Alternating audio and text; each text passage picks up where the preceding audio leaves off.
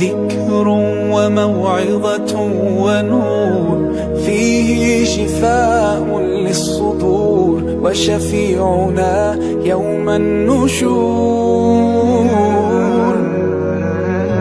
آياته تروي المدى، وصفاته نبع الهدى، نلقى الجنان بحبه، لن تستقيم حياتنا إلا به.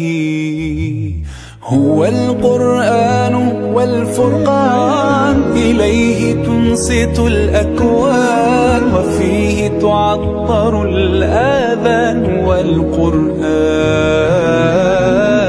ضياء يملأ الآفاق، ونور يبعث الأشواق، وفيه محاسن الأخلاق.